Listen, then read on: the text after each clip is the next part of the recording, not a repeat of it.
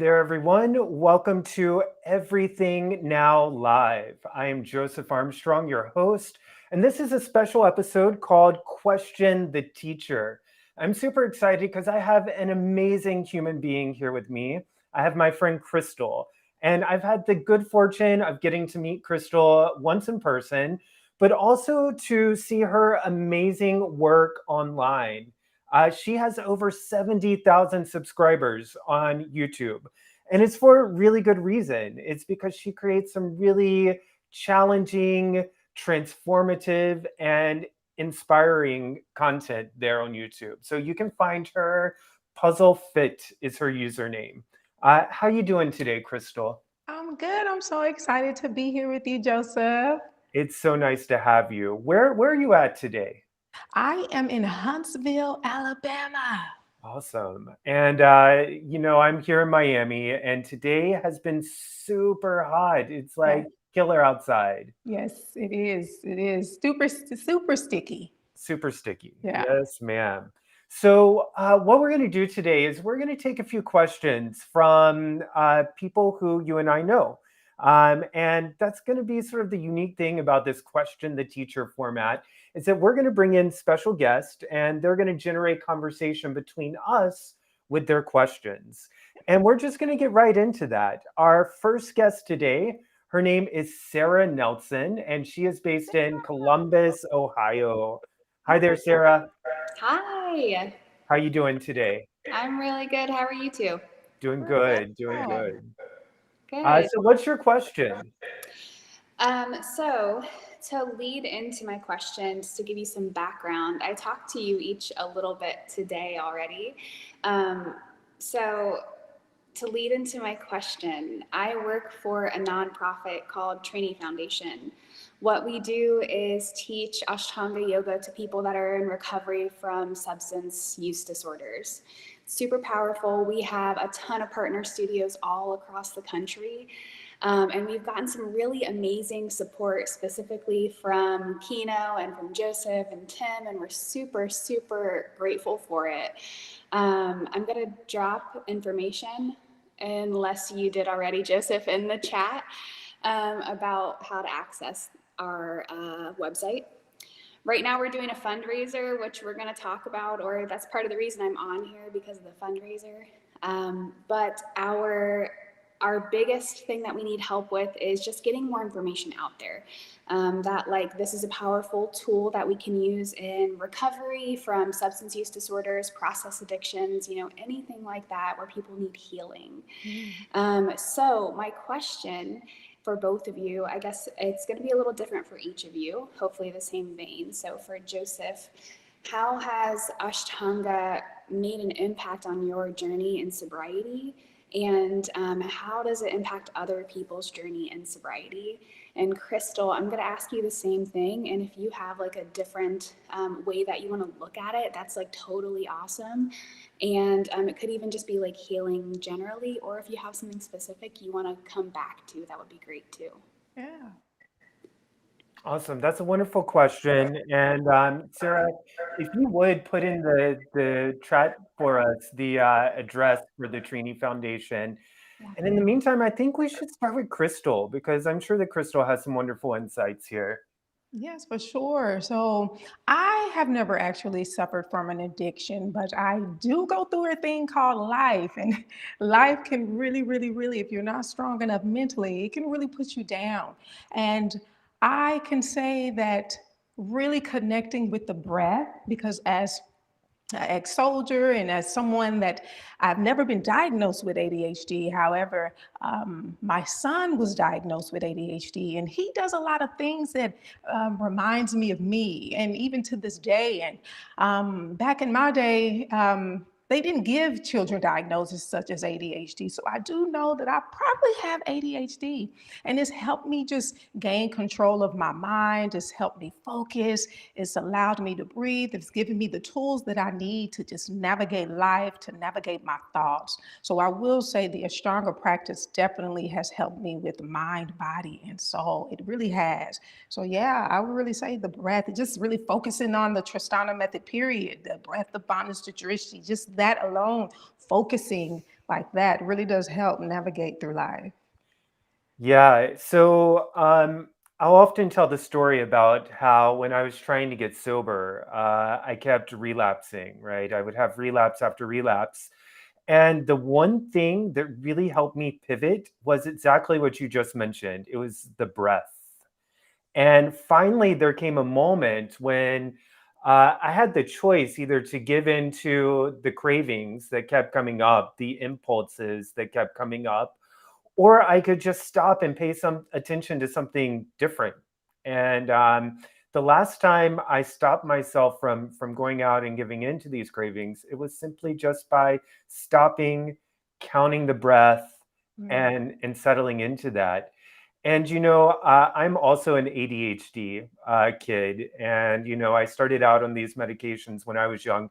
They did have a name for it by the time I was growing up in the late '80s, early '90s. Um, and they also had the medications. And I wish that someone had introduced me to yoga earlier. So I Right. feel like maybe your son is lucky to have you in his life. Do y'all do any yoga or breathing techniques regularly? Oh yeah, and you know what? And he likes it. He'll just, he watches my YouTube videos, so he does, does the Ekam inhale, Mama look, Dway exhale. So I think it's really awesome. It's really sweet. So yes, he does do the sun salutations and stuff with me, and then when he gets bored, he just kind of walks off. So yeah, he Hmm. does. He does Hey, well, at least you have his attention for those few moments, right? for You got to sure. start somewhere. Yeah, for sure. All right. So thank you so much, Sarah, for being here with your question. I think from here we'll pivot over to Tiffany. And Tiffany is located in Huntsville, Alabama. I'm going to bring her on right now. Tiffany. Hi, Hi there, Tiffany. How are you doing? I'm doing well, thank you. How are you guys doing? We're good. We're good.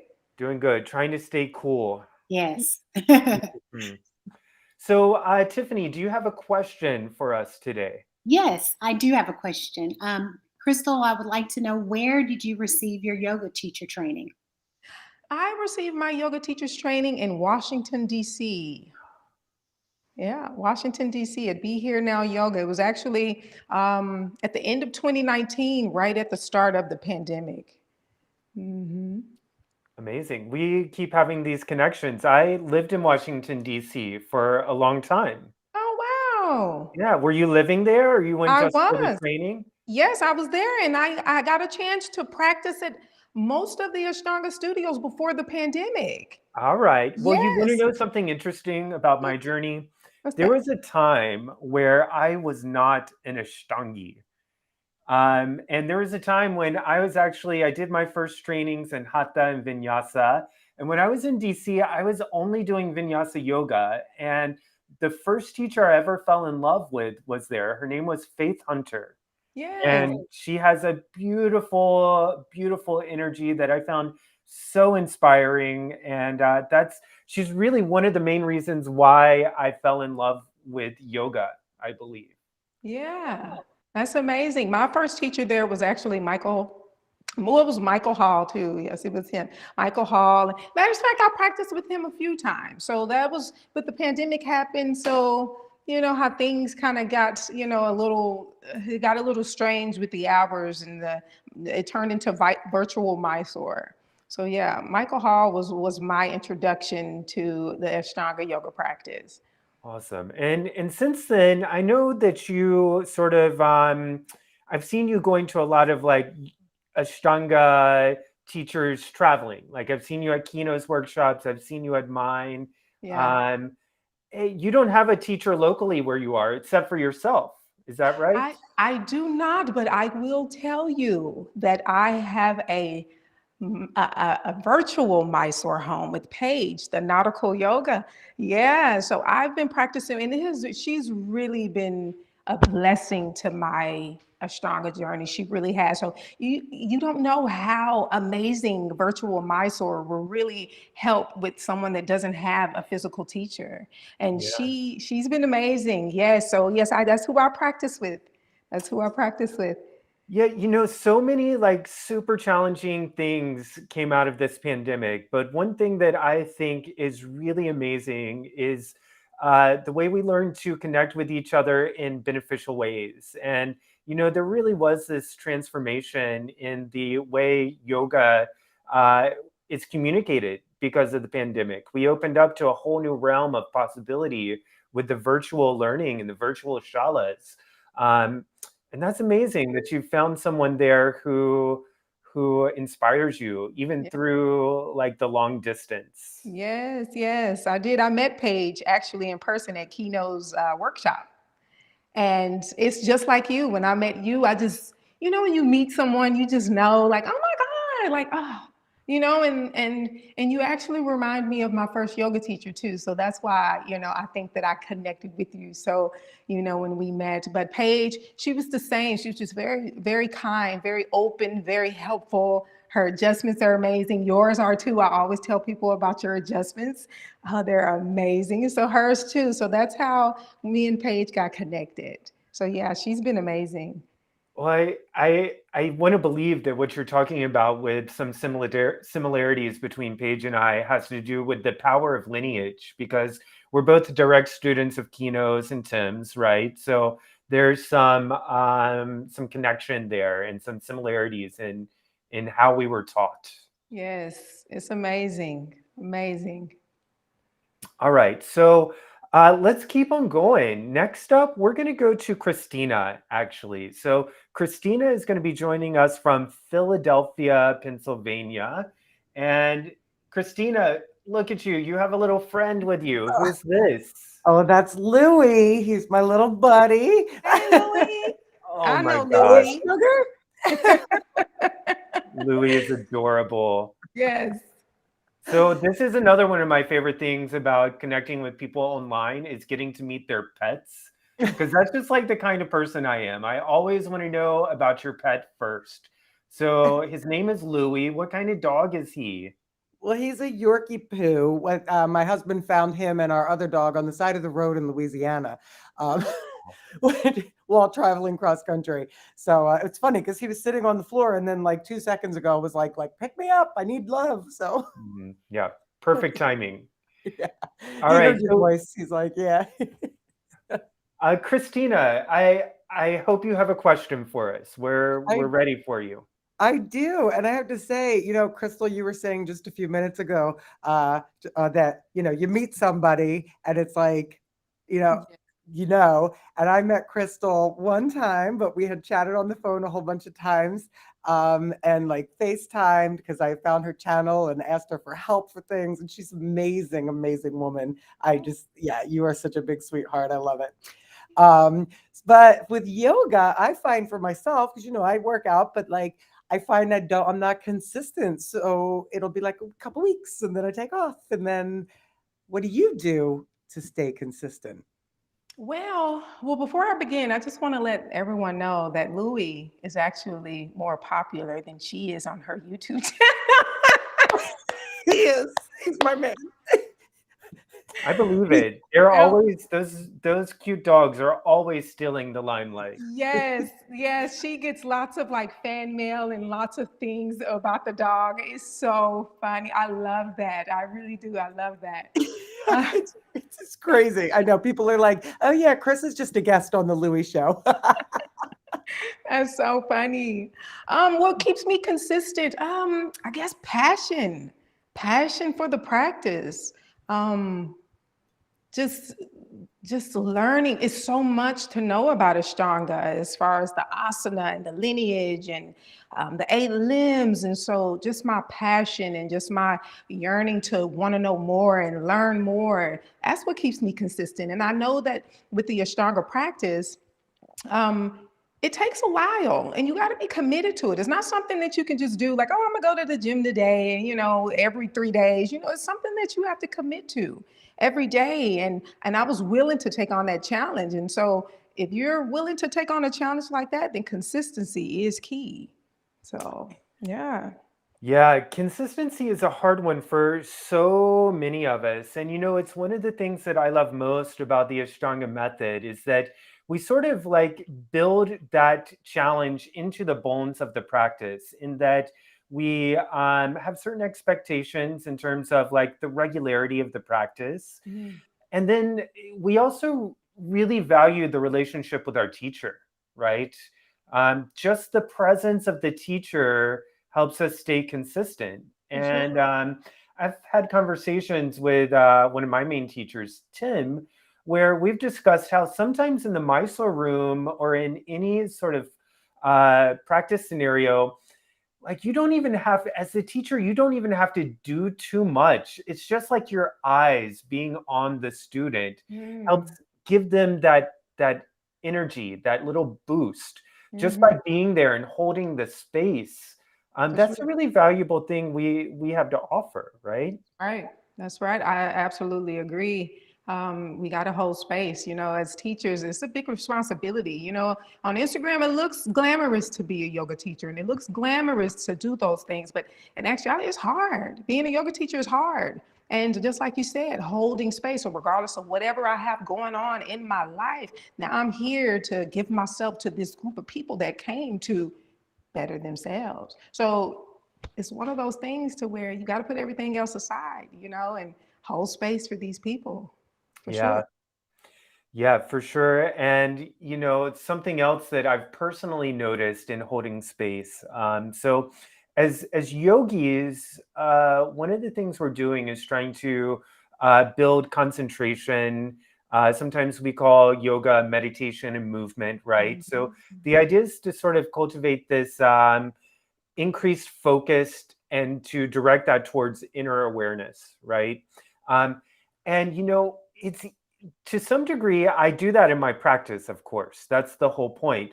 But what I've really found is that when I'm holding space, Mhm. it's almost even more intense. This focus, the Yes. energetic cultivation. And, I can find 2 hours in the Mysore room go by like that. Yes, it does. Yeah, it's just like it makes it clear to me that this too, the teaching is also like honing those skills of focus and meditation in a way. For sure. I agree. 100%. I agree. So we have one more question that we're going to bring on right now. We have Regina with us. Regina. So Regina is based in Fayetteville, North Carolina, and I'm so excited to have her because that's where I am originally from. Welcome, Regina. Hi, how you guys doing? We're good. Doing good. Doing better now that you're here. Awesome, So awesome. This discussion has been amazing. good. So you have a question for us, right? Let's hear it. Yes, so you guys both, pretty much it's a two-part question. You guys have, as professionals, lifelong, I've known Crystal for so long. My question is, how do you keep balance and maintain your health? Because I know there's a lot of people who are still, I know that fitness is part of like your world, right? And with that, you're still a mom, wife, and all the other hats. How do you keep balance? And then at the same time, what do you suggest? What tools do you suggest for newbies for both yoga as well as just starting their fitness journey, of what tools to actually use to create balance to be successful? That's a really good question, Regina.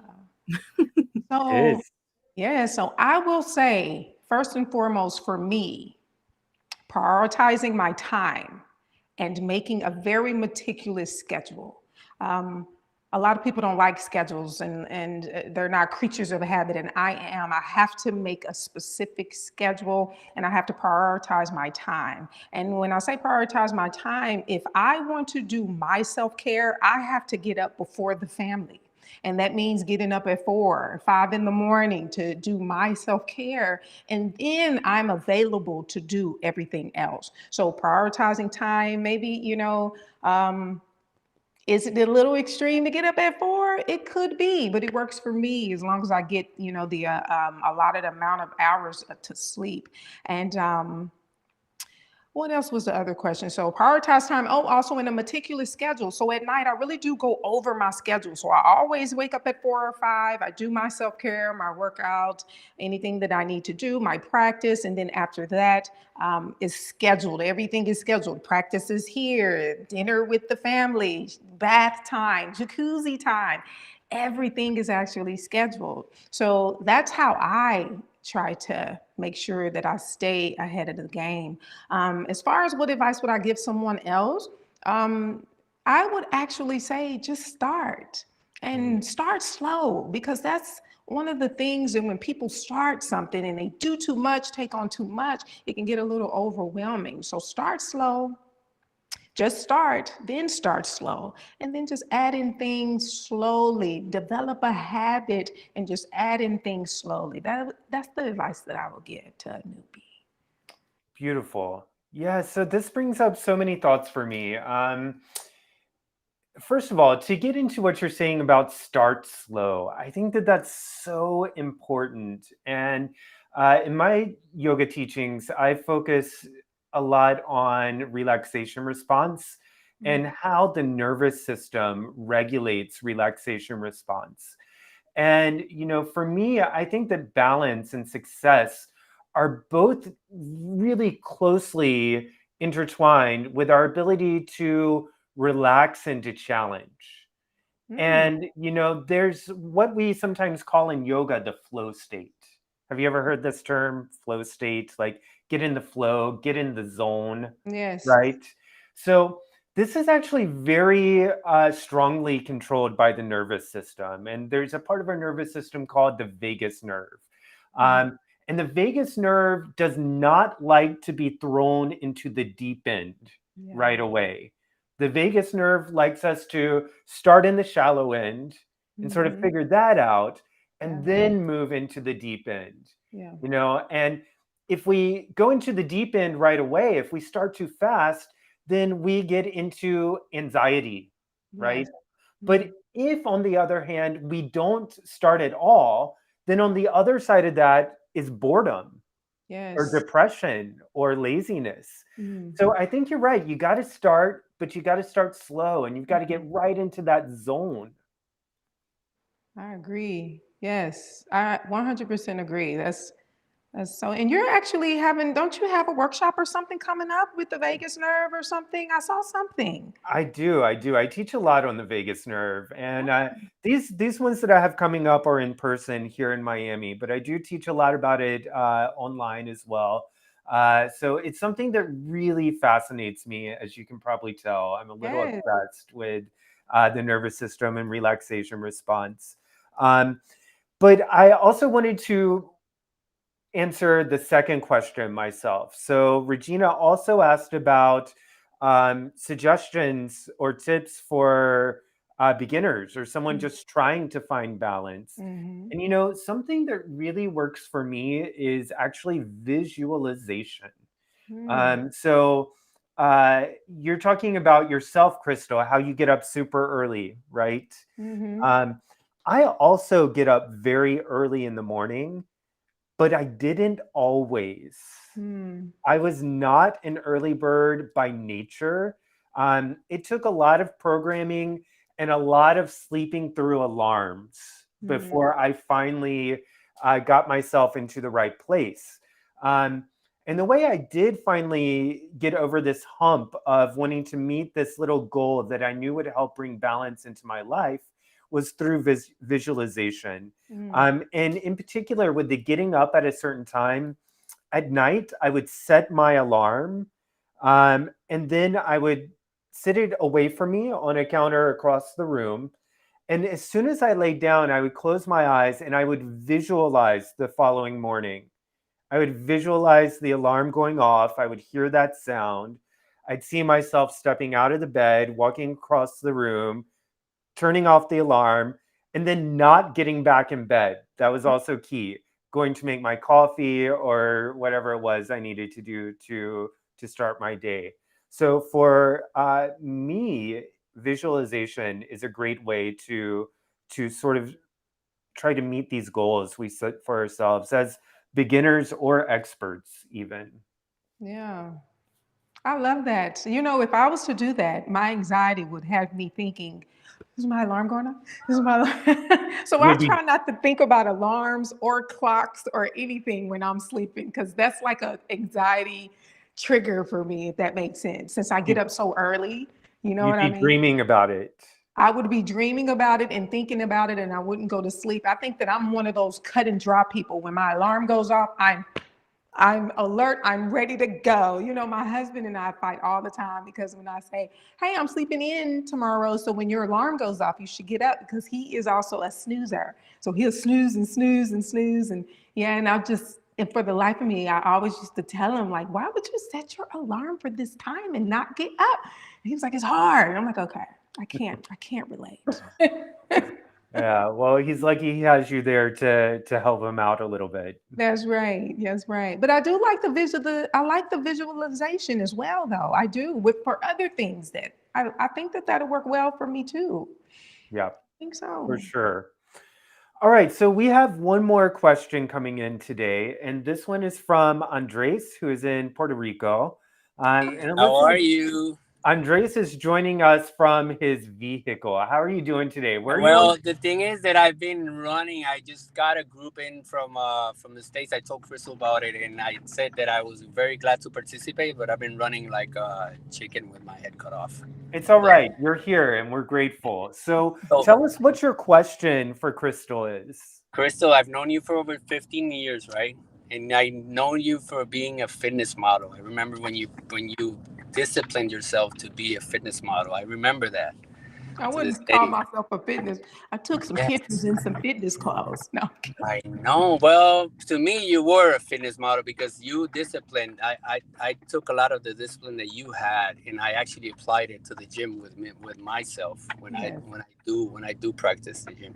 But then at the same time, I want to ask you this. With that said, being inspired by you over the years and seeing you how you've grown, how have you become, I'm also trying out doing this format of content creating, but you've been doing it for a while now, and to me, it's inspiring.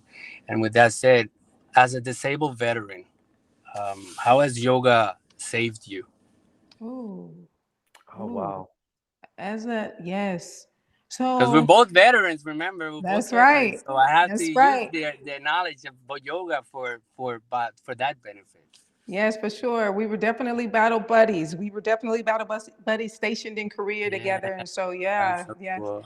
yeah. So in the military, so I served in the United States Army for 12 years. I actually deployed OIF 1, OIF 2, OEF in 2001. And it was not a lot of facilities. It wasn't built up yet. So it didn't have a lot. And it was very hard. It was a very hard time in my life in 2001. And so when I got out of the military, I was diagnosed with PTSD. Mm. And so even regardless if it's mild, moderate, or severe PTSD, everyone suffers in their own way.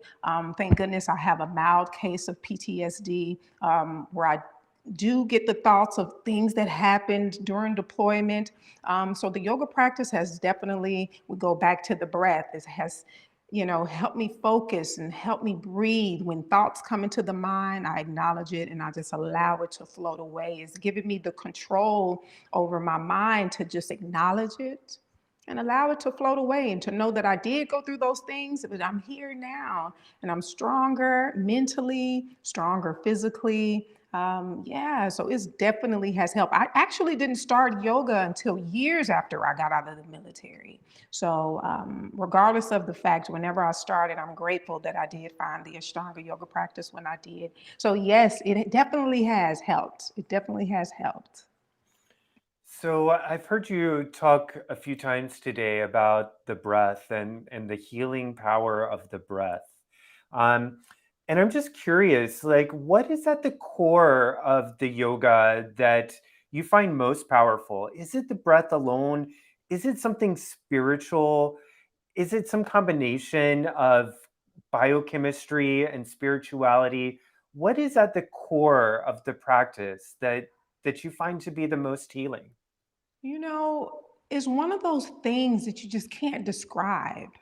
It's just one of those things that when I started yoga, and I'm one of these people that it's either I like it or I don't. It either spoke to me or it didn't. And I can honestly say the first time that I stepped on my mat, I knew that is where I was supposed to be. And I didn't think about being a teacher or anything like that. I just knew that is where I was supposed to be. And it's something that I can't explain. All of it I connect with. Every single part of the practice I connect with.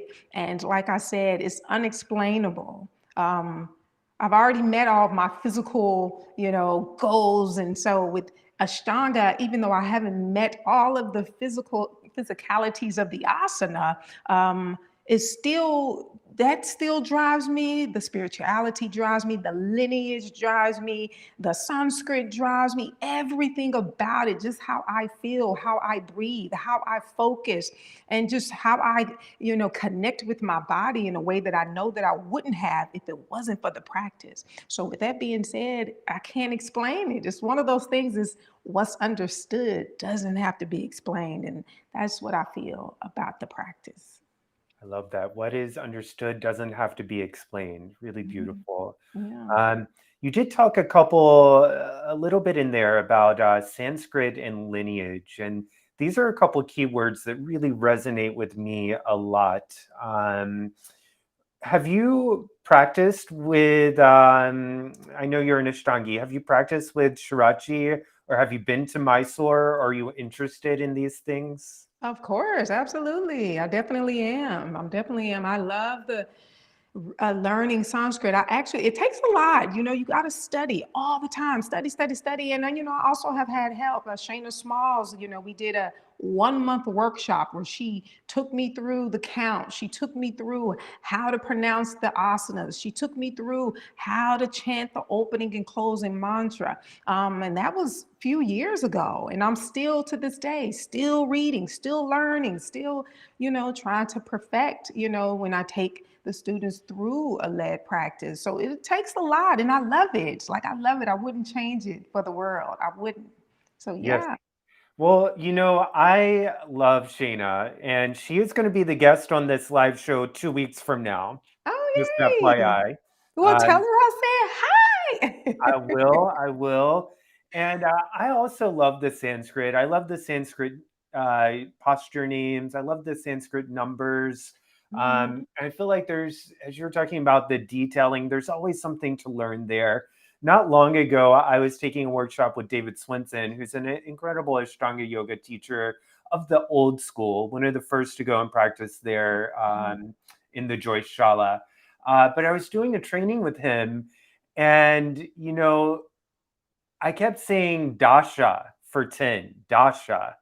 And he pointed out to me that this isn't correct, because when you count the numbers after dasha, you say ekadasha, right? Or dwadasha. And he was like, you're saying dasha, but it's dasha.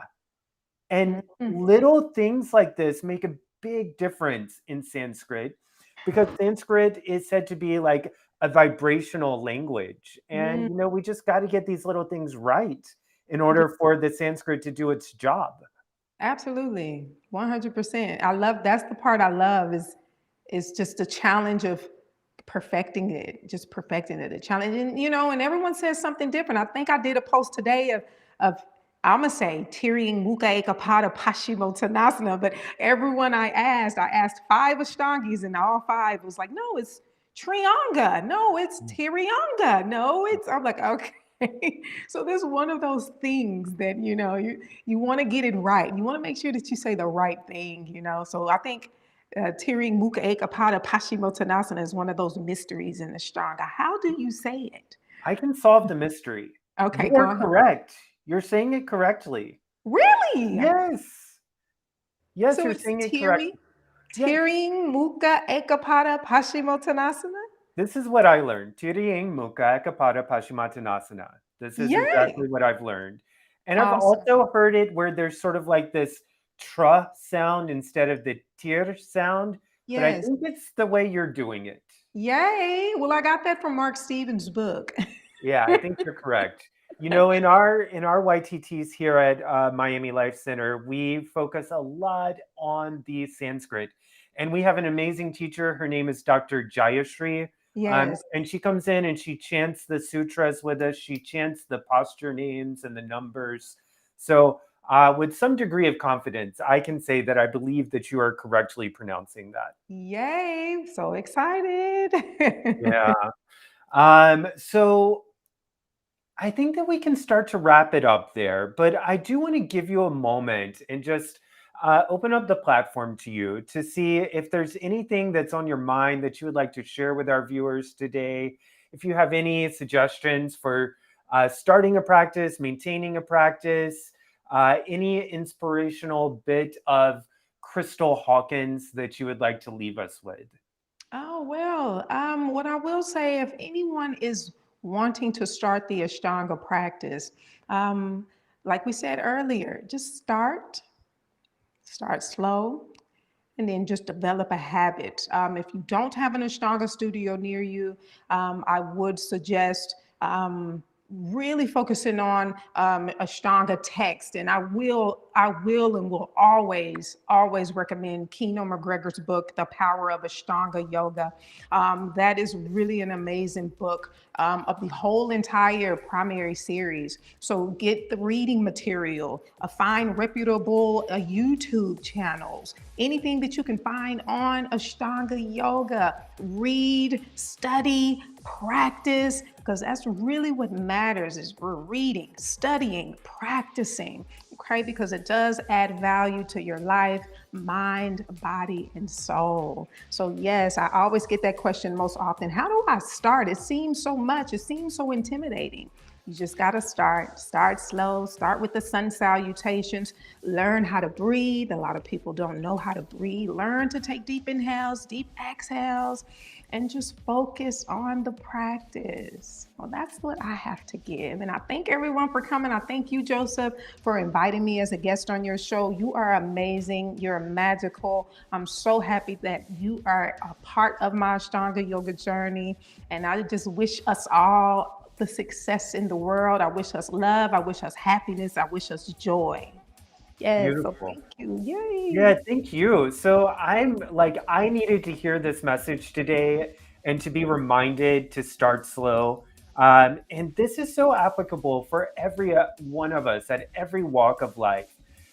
Start slow. Remember, you can always start again and you can always start slow. Thank you so much for sharing your beautiful energy with us, for sharing your community with us. And I know you're going to be in Miami soon. And we're going to do another episode with you. We're going to do a pre-recorded in-studio episode where we're going to dig a little deeper into who you are. And I'm so excited for that. Yes, me too. Well, thank you so much. Thank you to everyone who came today with their questions. Thank you to everyone who watched us live or who is watching this on replay. Don't forget that we have a wealth of videos on this channel. You can hit like, subscribe, or share, and you can check out the other content that we have to share with you. Yoga classes, meditations, interviews with inspirational people. So we'll see you all again soon. Have a great evening. Until next time. Signing off, I'm Joseph Armstrong.